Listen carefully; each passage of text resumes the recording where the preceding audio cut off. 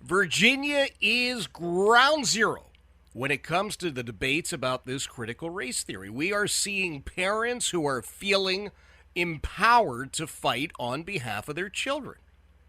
We are seeing groups spontaneously organize. No left turn in education here in Central Virginia has taken the lead.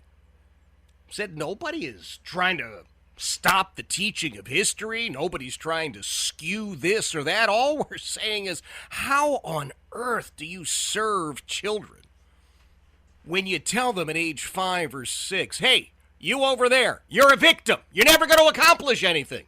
You're a nothing and always will be. Hey, you over there, you are an oppressor.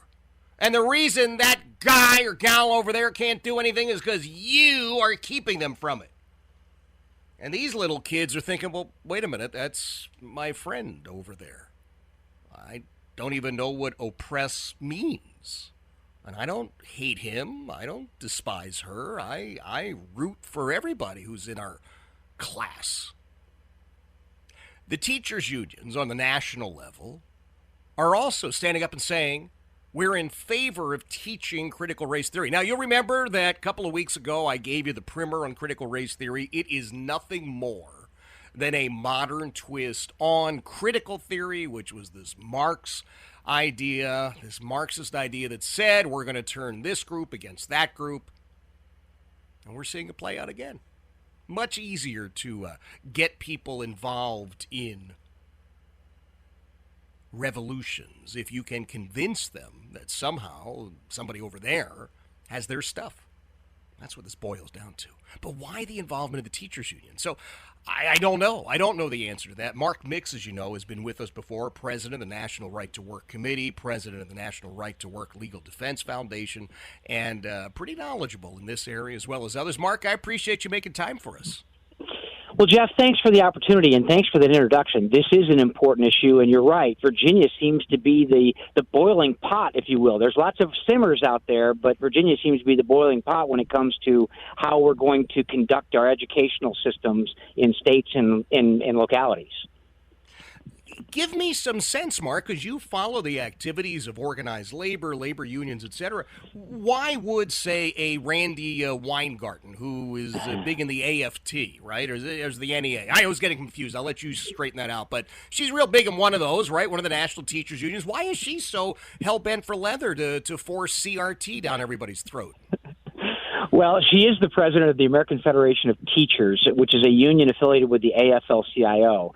And Randy Weingarten is a self-avowed socialist and Marxist. I guess if you explain the history of critical race theory and critical theory, you get to the Marxist roots of all of this. And, you know, on one hand, Randy Weingarten says they don't teach critical race theory, but yet they've got a legal defense fund to protect those teachers that are, quote, teaching critical race theory.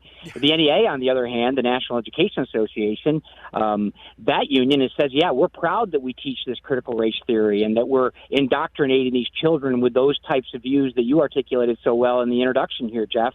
And, you know, union officials are so out of touch with rank-and-file members, not only in the private sector, but in the public sector as well. And if you look at the top leadership of the union movement across this country, it is radically changed from what, you know, we kind of thought about back in the 1950s and 1960s when, you know, rank-and-file union members were loyal to and obedient to the presidents and the top officers of their unions. But, you know, we've got UAW executives, 11 of them in jail or on their way to jail right now for embezzling and stealing money and racketeering. And we've got Richard Trumka, the head of the AFL-CIO, that says, yes, he's a proud socialist. I mean, the chasm between rank-and-file workers, and that means teachers, too, in the classroom, and these union officials is growing wider and wider all the time. And it really boils down to ideology. And that's the point about all this, Jeff. Yeah. So, Mark, give us a sense then. Trumka, you know, he's a fascinating sort of a guy, and you look at the background and you say, you're a mine worker, right? And you go, well, kind of a mine worker, but really a big-time lawyer, you know, like yeah. He went mining in his free time and then got back to making big bucks. And he seems to be like so many of the self-avowed socialists who say, well, I'm a multimillionaire. Now it's time to redistribute your money. Yeah, I think that's right. And thank you for knowing the history of Richard Trumka. He would have us try to believe another thing, that he was down in the coal mines every day and, suffering with that. But that's not true. And your history is better and more true than the thing that they try to promote. But yeah, this is really an interesting development. It's one of the things why right to work is so important.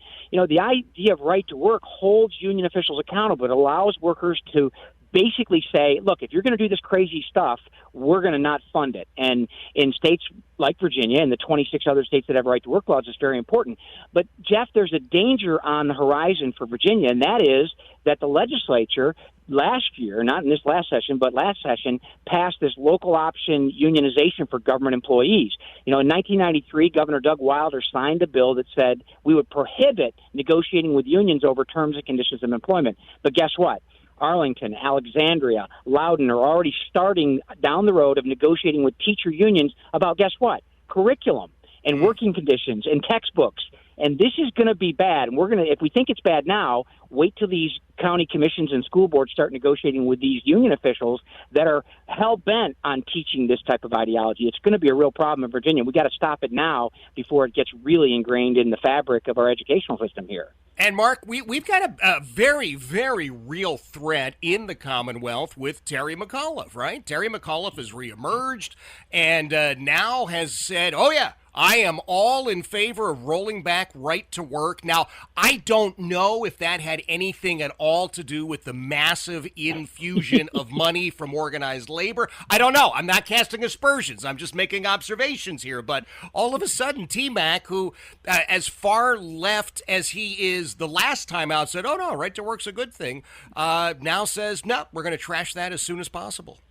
Yeah, when he ran in 2013, I guess it was, he said we're a great right-to-work state. But, yeah, he was caught on video the other day saying he would sign the repeal of the right-to-work law in Virginia. And what that means, Jeff, very simply, is that workers could lose their jobs if they don't pay dues or fees to a labor union as a condition of working here in Virginia. It's outrageous to think that we would even consider something like that, but there he is. You're right. He said it. The unions all of a sudden flow about $2.2 million, and that's just getting started right now, frankly, after he made that comment.